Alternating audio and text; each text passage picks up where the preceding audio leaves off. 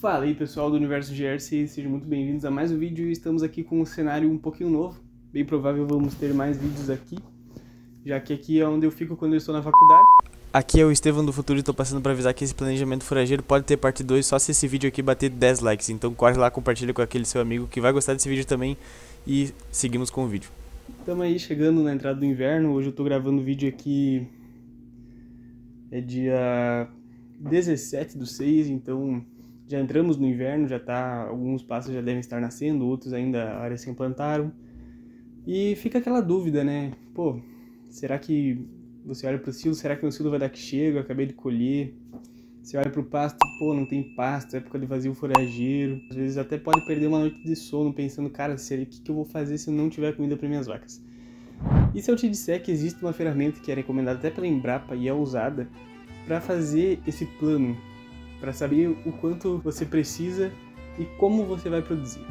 Hoje nesse vídeo a gente vai mergulhar fundo numa ideia que se chama planejamento forageiro.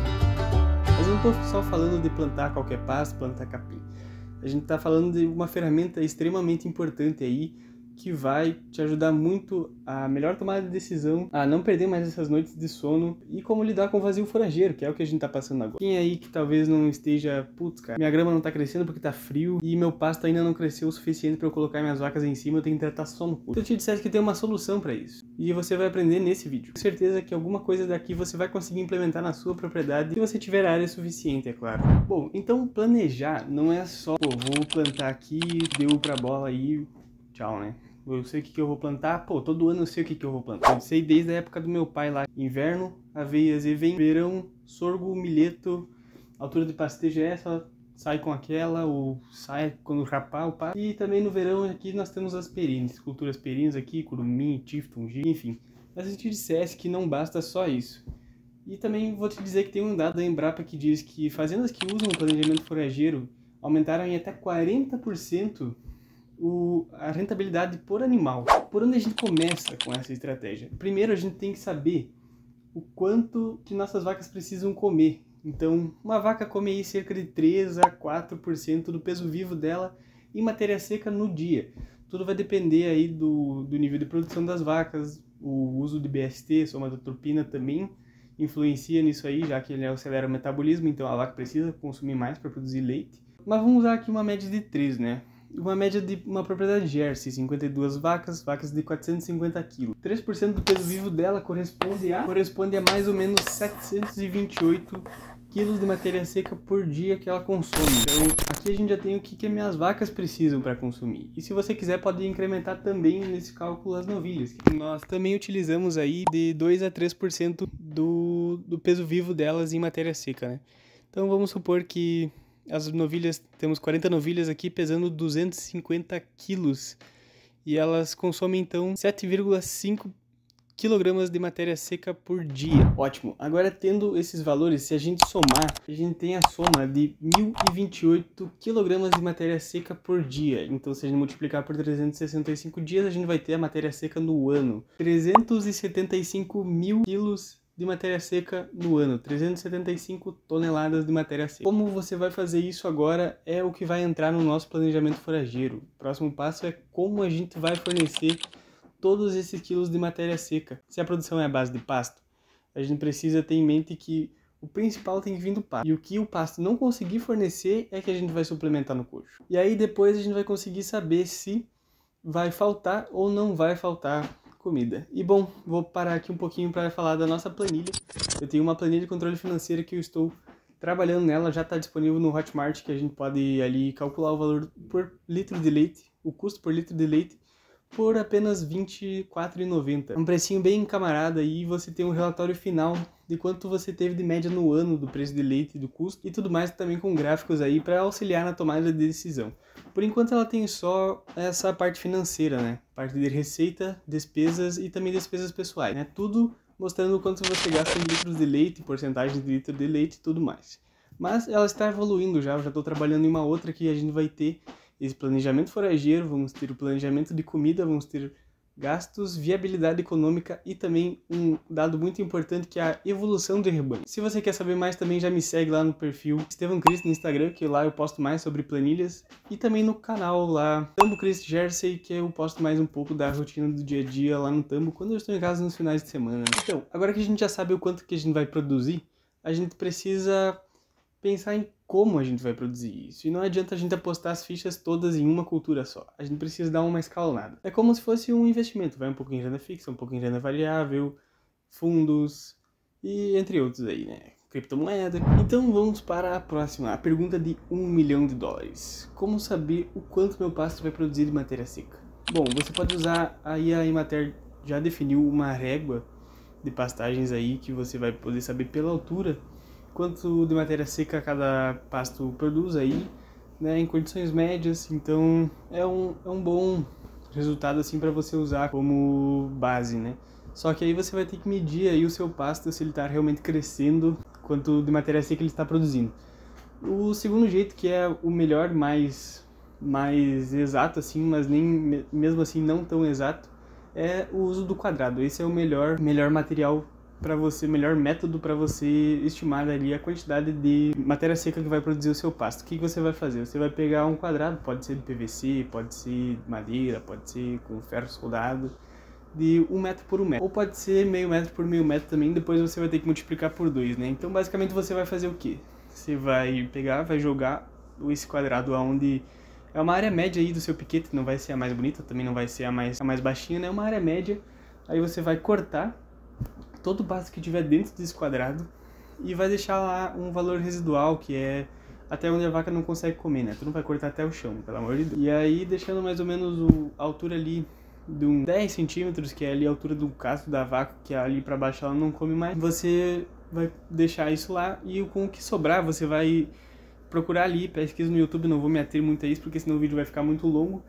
Você pesquisa aí como secar o pasto. Tem métodos de air fryer, tem micro-ondas, ou você também pode mandar para um laboratório caso você tenha medo, mas tenha cuidado, tá? Não vai explodir sua casa aí não. Aí você vai pesar essa matéria seca e aí você vai saber o quanto de matéria seca você tem no seu pasto.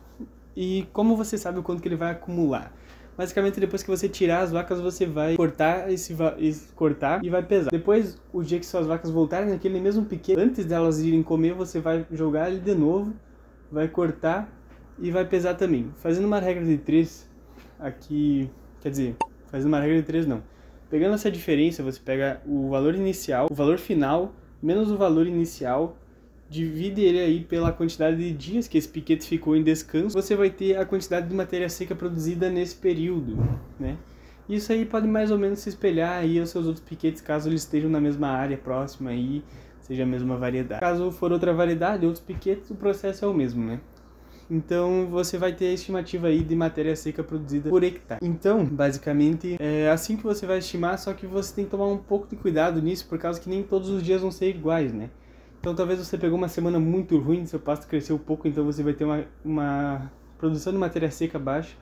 Ou você pegou uma semana muito boa, então sua produção de matéria seca vai estar como muito alta, mas mesmo assim ela não vai ser tão alta, né? Não vai se manter assim o ano inteiro. Então tome um pouco de cuidado nisso, na hora de fazer o balanço forrageiro. Depois que você fizer isso, então a gente vai pro fechamento final, né? Você imagina uma planilha, acho que uma planilha é o melhor. Você vai colocar lá o quanto que vai crescer, quanto de matéria seca que vai produzir e vai subtrair pela quantia necessária. Aí você vai ter um balanço forrageiro, literalmente. Forragem disponível, forragem que as vacas precisam comer, e aqui o resultado vai ser negativo ou positivo. Se for negativo, você consegue compensar no coxo. Se for positivo, então você tá muito bem aí, né? Geralmente não vai dar o suficiente, né? Vacas que produzem muito, consomem muito também, e é difícil ter área e pasto para elas consumirem. E aí, com base nisso, você vai saber lá em fevereiro se vai te faltar pasto lá em agosto, cara. Ou seja, você vai conseguir comprar, por exemplo, silagem em época de safra, em época que o preço tá mais baixo, porque eles acabaram de colher. Agora, diferente disso, lá em agosto eles já estão secando para plantar de novo. Isso significa que o estoque da safra passada já está acabando, então o preço sobe automaticamente. Isso faz você gastar muito menos, né? Te dando previsibilidade, fazendo você ter mais lucro, parando de gastar dinheiro apagando incêndios, não é mesmo? Então é uma ferramenta muito massa e muito legal de se utilizar. Eu espero que tenha explicado bem. Qualquer dúvida deixa aqui nos comentários, eu vou estar respondendo todo mundo. Às vezes no vídeo o cara esquece de comentar, né? Mas isso aí é incrível, essa ferramenta é incrível. E aí você sai desse apaga incêndios e incerteza para um solo onde você tem certeza do que você vai produzir aí e não precisa ficar apagando esses incêndios e gastando com coisas que você não precisaria ter gastado tanto. Então eu acho que essa ferramenta é um divisor de águas aí no que se diz respeito a propriedades que apagam incêndios e propriedades que prosperam com as dificuldades, né? Outras técnicas aí de planejamento forageiro. Você viu que vai ter um vazio forageiro na época, principalmente nessa época de verão para o inverno, que a grama para de crescer, você acabou de plantar, acabou de cortar o milho aí, safrinha, você não tem pasto. E aí, o que você faz? Existe uma técnica chamada escalonamento de plantio, que você vai plantar algumas áreas antes e algumas áreas depois, né? Então você vai ter algumas áreas que estariam em descanso, você vai ter uma pastagem, principalmente ali perenes, né? Então esse escalonamento de plantio faz com que você plante áreas em períodos diferentes, mantendo... Vou deixar uma imagem aqui que fica bem mais explicativo, onde os verdes são a área que está pronta para pastejo, o vermelho é quando elas estão em descanso, que ela ainda está crescendo, e o amarelo é o mês que foi plantado. Então aí vocês vão poder ver o escalonamento de plantio mais na prática, né? Isso ajuda a você nunca passar um mês aí sem pasto, se você tiver área suficiente, é claro. E nessa transição aí, o que segura é perene, né? O que segura é perene. Então você tenta manter essa perene um pouco mais tempo, enquanto as outras áreas de pasto de inverno ainda estão crescendo. E no verão, então, você faz um escalonamento de plantio, caso você tenha a área ali, as perenes já começam a vir. Você tem uma areazinha, cara, a planta de verão cresce muito rápido. Isso é uma vantagem também, ó. Quer dizer, pô, minhas vacas não estão dando conta. Eu plantei aqui um sorgo, um milheto, tá crescendo pra caramba, não sei o que fazer. Minha grama não tá dando conta. Foragem conservada, cara. Feno, pré-secado, as melhores oportunidades que você tem hoje. É muito fácil o acesso em algumas regiões ainda, outras nem tanto. Mas, pô, faz um feno, faz um pré-secado. Aqui no Tama a gente teve um problema no verão, que as vacas não queriam ir até as jigs para comer porque estava muito quente. Pô, e não tem sombra lá ainda, né? Elas têm que caminhar muito longe até chegar na sombra. Então elas acabavam não indo, ficavam lá uma hora e mal comiam o pasto. O resultado, a gente teve que fazer pré-secado, né? E aí você consegue tratar no coxo, né? Claro, você tem um custo a mais, mas também é melhor do que você não colher, deixar lá, depois passar por cima, usar como matéria verde, fazer uma roçada. E esse dinheiro também é um dinheiro que você perde, por mais que não saiu do seu bolso, você perdeu dinheiro, né? E então foragem conservada também ajuda no vazio forageiro. Pô, não tenho pasto, mas tenho foragem conservada, eu tenho pré-secado, eu tenho feno. Eu não preciso gastar em tanta silagem que é mais cara. Ou o amido, cara, imagina um amido da silagem causar uma acidose ruminal aí nas suas vacas. Pô, um pré-secado, um feno, ajuda a vaca a ruminar, a saliva tem um efeito tamponante, neutraliza a acidose ruminal da sua vaca. Então, pô, benefícios... Eu podia ficar citando um dia inteiro os benefícios do planejamento forageiro aí e de qualquer planejamento, né? Então, é isso aí. Se você gostou do vídeo, se inscreve, deixa o seu like. Qualquer dúvida, deixa aí nos comentários que eu vou estar respondendo. Como eu disse, queria fazer um vídeo curto, então às vezes não dá pra falar tudo. É isso aí. E manda pra aquele seu amigo que vai gostar desse vídeo também, desse conteúdo, que trabalha principalmente com leite a pasto aí, e gado de corte também pode ser beneficiado dessas mesmas dicas. Então tá, galera, valeu!